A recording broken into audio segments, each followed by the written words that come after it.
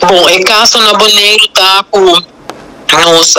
se tem boa colaboração com o Boto de Marina Real, que também está navegando para nós, que agora que o Boto de Marina Real, que está Boto Groningen, tá uma unidade de pessoas caribes gebied, e essa aqui ha sido uma detenção ayer durante o dia de Go Fest, que estava navegar na forma sospechosa, no momento que a detenele arranha diferentes gente homem na bordo e a entregar essa aqui na KPCN, que é o corpo policial na Boneiro, na bordo a resultar que estava tem diferentes paquetes contendo lo que nós estávamos sospechar droga e durante o dia a investigação necessária e o resultado estava 1.600 kg de droga com o resultado da marihuana estava a ser transportada em GoFest aqui. Senhora Clemente,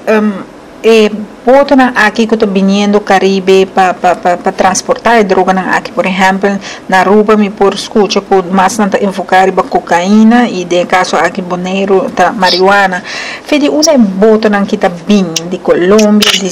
Venezuela, de Santo Domingo, que está pontos que não sali para mandar e carga aqui para isla aqui. Bom, lo qual nós também tá com a maioria de botos não também de South, de Colômbia, ou de Venezuela, ou Latinoamérica, e nós temos algum também que também de Norte, bem para Boa, que tá em outra banda que também, por exemplo, de Santo Domingo. Houve de droga que nós temos mencionar nota tour para o mercado local de entre outros Aruba, pero não usamos como um trampolim, não usa a área territorial de Aruba para passar by norte, by entre outros Santo Domingo. E candidato um chiquito que nós mira e transporte por exemplo de 40 kg, etc. Porta essa que não porta algo para mercado local, pero assim nós estamos piando de candidata mais grande, que passa 1.000 kg vai arriba, ou pia tá trampolim ou ruta não passa para outro país para seguir transportar a droga para mercado mais grande.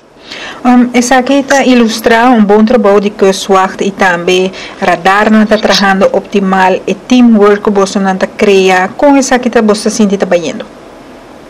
Está indo bom e nós está contente com a colaboração, maneira minha vista sempre nós está com boa colaboração com entre outros KPA na Aruba, ultimamente também com BOT, com a K9 Unit também de Kia, que ajuda nós em bom busca também riba droga na